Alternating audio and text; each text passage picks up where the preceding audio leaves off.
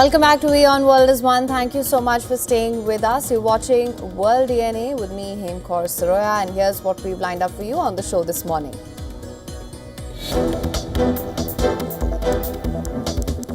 The last rites of former Prime Minister Dr. Manmohan Singh will be performed at Delhi's Nigambodh Ghat with full military honours today. The last journey will start from the AICC headquarters, where his body will be kept for public homage.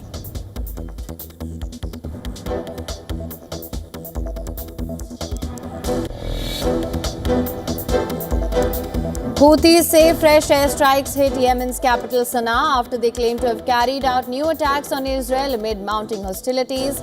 Strike comes a day after Israeli air raids hit Sana'a airport and other targets.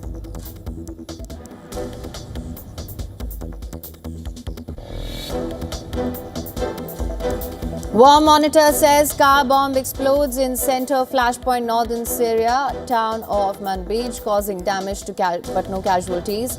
No one has claimed responsibility yet. Manbij fell this month to pro-Turkey armed groups.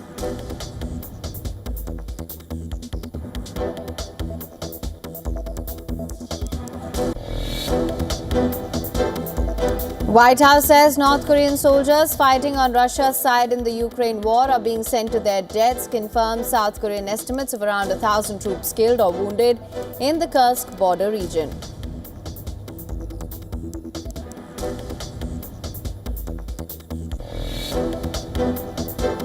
Ukrainian President Zelensky calls for a thorough investigation into the Azerbaijan Airlines plane crash after the airline says its initial probe points to physical and technical external interference.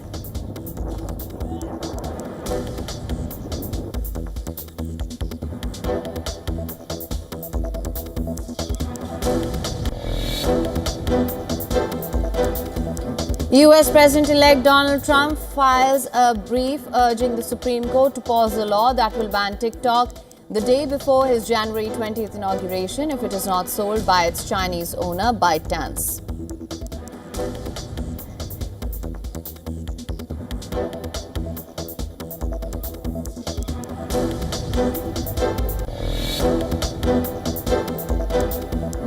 A holiday market in New York City's Bryant Park catches fire, sending flames and plumes of smoke above Midtown Manhattan.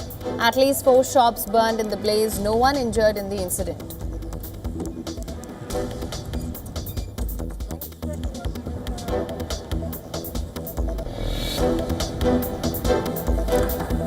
A man flogged inside a Malaysia mosque after being convicted of an Islamic offence by a Sharia court for spending time alone with a woman who was neither his wife nor relative.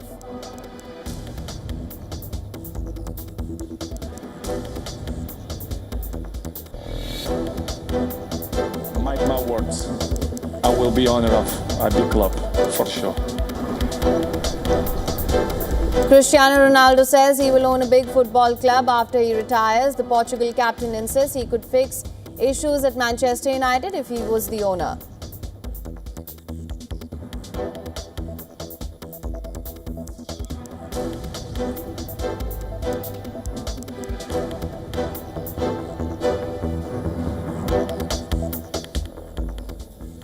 The last rites of former Prime Minister Dr. Manmohan Singh will be held at around 11:45 a.m. local time. He will be given a full state honour at Nigambodh Ghat crematorium in Delhi. His final journey will commence from the Congress headquarters at 9:30 a.m. local time. Dr. Singh was 92. He is survived by his wife and 3 daughters. On Friday, draped in the tricolour, the former Prime Minister's body was kept at his residence for leaders and public to pay respects. Indian President Draupadi Murmu, Prime Minister Narendra Modi, the Home Minister and Opposition Leader Rahul Gandhi were among those who offered their respects. A mountain of tribute is poured in for the late former Prime Minister Dr. Manmohan Singh after he breathed his last on Thursday night.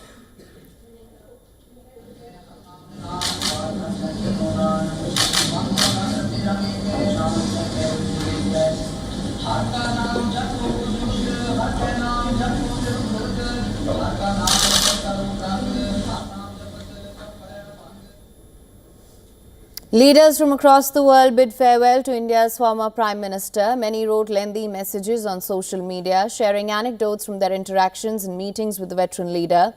All the tributes were unanimous on the enormous efforts Dr. Singh made to strengthen India's economy. Envoys to India from some of the biggest countries also expressed condolences at the former Prime Minister's demise. The ambassadors of China, Russia, Israel and the United States highlighted the role that Dr. Singh played in furthering diplomatic ties with India. To discuss the former Prime Minister's legacy, we were earlier joined by Dr. Shashi Tharoor. He is a fourth-term MP for Thiruvananthapuram and former MOS, best-selling author and former Under-Secretary General at the United Nations. Listen to this.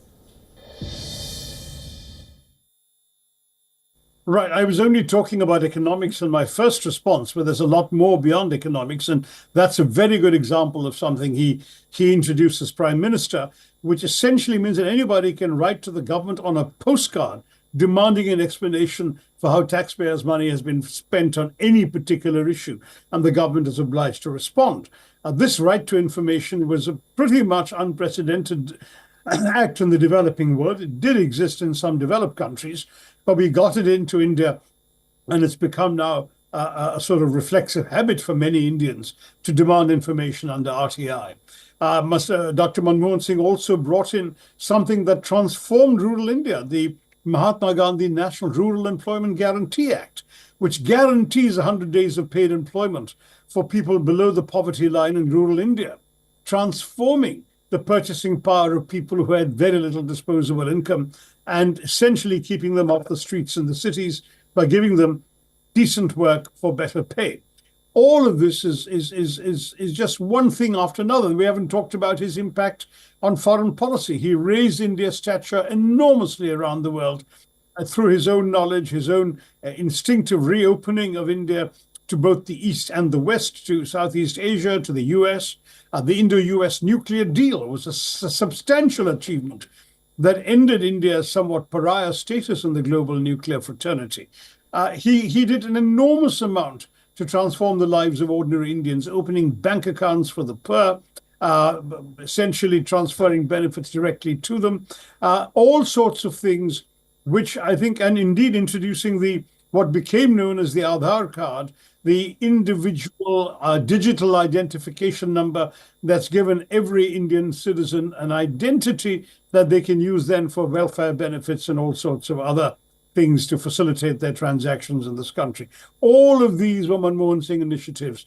People forget how much our lives have been transformed by his leadership and his prime ministership of this country. And a fresh airstrike hit Yemen's rebel-held capital Sana'a on Friday following claims by the Iran-backed Houthis that they launched new attacks on Israel. This comes after Israeli air raids targeted Sana'a International Airport and other locations in Yemen on Thursday. Footage showed the Director General running for cover during the airport attack. A UN team injured in the strike has since reached Jordan for medical assistance. The United Nations has denied Israel's claim that the Sana'a airport served military purposes, calling it strictly civilian infrastructure. The airport of Sana'a is a civilian infrastructure. It is the location whereby all of the international humanitarian aid workers who work in the north of the country come in and leave by. So if that airport is disabled, it will paralyze the humanitarian operations. Thousands of Yemenis took to the streets in Sana'a on Friday, protesting the Israeli strikes and expressing solidarity with Palestinians in Gaza. Demonstrators waved flags, chanted slogans against Israel and the United States. Meanwhile, in Gaza, the Palestinian death toll from Israeli strikes has surged to over 45,000, with more than 108,000 injured. Attacks in the last 24 hours have ravaged hospitals, killed 37 Palestinians, injuring 98. Israeli forces reportedly set fire to Kamal Adwan Hospital in northern Gaza, forcing patients and staff to evacuate before torching large sections of the facility. Displaced families living in makeshift camps face freezing temperatures, resulting in multiple deaths, including 3 infants. Gaza's humanitarian crisis has worsened as winter deepens, with residents struggling to stay warm and safe. معنا بالليل السقعة غير طبيعية على البحر، وانت شايف الخيمة كلها موزعة وشرايط وهذا وربنا اللي بستر. والله الأولاد هذول أقسم بالله أنا بتغطى أنا وأمهم باللحاف واحد وهم بحط عليهم 3 وهن الحرامات ما هن لي هذول لجيراننا. يعني يوم ما غرقت البحر أخذ كل حاجة كانت عندي. Now, the Christmas Day crash of an Azerbaijan Airlines passenger jet near Kazakhstan it sparked international debate over air safety in conflict zones.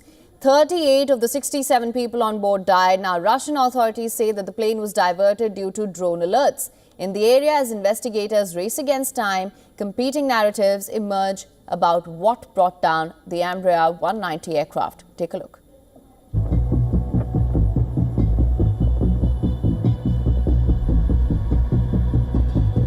The Azerbaijani passenger jet's final moments. Images of the crash show the plane rapidly descending and flying erratically before hitting the ground and erupting into a devastating fireball upon impact.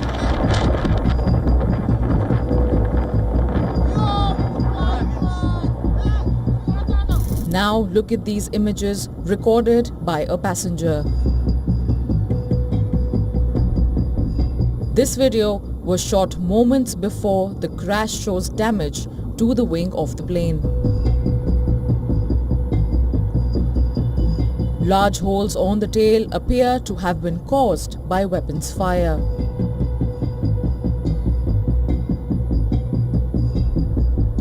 It could have been a number of things. Obviously, there have been issues with maintaining flights, maintaining aircraft. I didn't know if it was perhaps a Russian plane that was having issues with maintenance because of sanctions.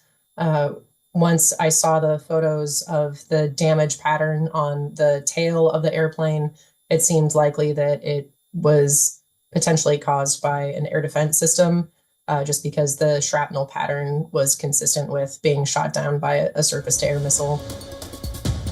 Look at the flight trajectory. The Embraer 190 aircraft was supposed to fly northwest from the Azerbaijani capital Baku to the city of Grozny in Chechnya in southern Russia, but instead diverted far off course across the Caspian Sea. The crash site's proximity to Ukraine's conflict zone immediately raises red flags among aviation experts and international observers. Russian authorities initially attributed the crash to a bird strike, and Kremlin cautious against any hypothesis. Now, Russia's aviation watchdog says the crashed plane was rerouted amid dense fog and a local alert over Ukrainian drones. It is necessary to thoroughly identify all the circumstances of the incident. I should note that the situation in the area of Grozny airport that day and those hours was quite difficult. Ukrainian combat drones were mounting terrorist attacks on civil infrastructure in the cities of Grozny and Vladikavkaz. Due to this, in the area of the Grozny airport, the carpet plan was introduced, meaning all aircraft had to leave the indicated airspace immediately. The second black box has been found, which is supposed to hold conclusive proof of what really happened. But US intelligence suggests a more alarming scenario: the possibility of a tragic mistake made by Russian air defense systems. Sources familiar with Azerbaijan's investigation into the crash told Reuters that preliminary results showed the plane was struck by a Russian Panzer S air defense system. Its communications were paralyzed by electronic warfare systems on the approach into Grozny. What was happening on the territory of Russia, on the territory of the Chechen Republic at the time when the plane was flying there, points to a possible attack by an air defense system. The Panzer S1 air defense system, because Ukrainian drones were flying there at that very time, which shot down these Panzers. There is a video filmed at that time, plus or minus of course, with some time lag, and there are photos of used elements of this very Panzer S1 system. The Panzer S1 is a Russian-made medium-range surface-to-air missile system that combines missiles and automatic guns to protect critical infrastructure and military installations from aerial threats. The incident has sparked a heated debate about the dangers of operating aircraft in active or near conflict zones. Experts warn that the heightened military activity in the region, with drone attacks and deployment of sophisticated air defense systems, creates an environment ripe for misidentification and accidental targeting. Bureau Report, WION World is One. Russia's experimental Oreshnik missile recently fired at Ukraine last month has sparked fresh controversy. Reports suggest it was developed using advanced manufacturing equipment from Western companies despite sanctions. The Russian hypersonic missile, launched at Dnipro on the 21st of November, was described by Russian President Vladimir Putin as a response to Ukraine's use of American and British weapons to strike deep within Russia.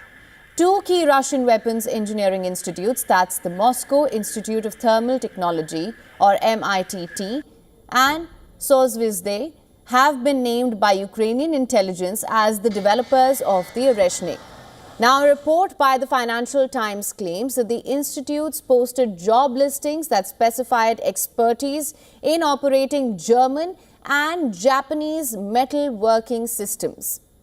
This report emphasized that the importance of computer numerical control, CNC systems. These systems allow factories to process materials with high precision under computerized guidance. This technology is essential for Oreshnik missile production. For instance, MITT's job postings indicate adherence to systems from Japanese company Fanuc as well as German companies. All three manufacturers produce CNC control systems for high precision machines. Additionally, job ads reveal that Stan, a company spearheading Russia's efforts to create a domestic CNC industry, also uses equipment from German companies. The Financial Times report noted that despite slowed equipment imports to Russia, deliveries worth at least $3 million containing German company components have arrived in Russia since the start of 2024.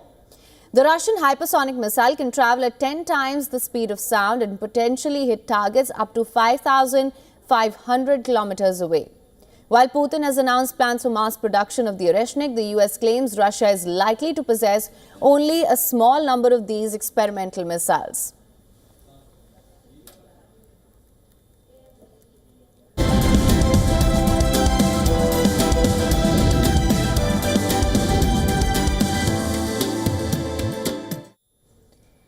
And over to football now. Cristiano Ronaldo defended new manager Ruben Amorim and stated that Manchester United's problems stem from the club's ownership. The five-time Ballon d'Or winner added that he would be able to resolve these issues if he were the club's owner. Amorim has collected 7 points from the 7 Premier League games since taking charge last month. 5 defeats in Amorim's first 10 games is the worst record of any new United manager since Walter Krikmer in 1930s. Amorim had also indicated that his job may not be safe at United. However, Ronaldo, who scored 145 goals during 2 spells at United, stated that his countryman is not to be blamed for the team's struggles.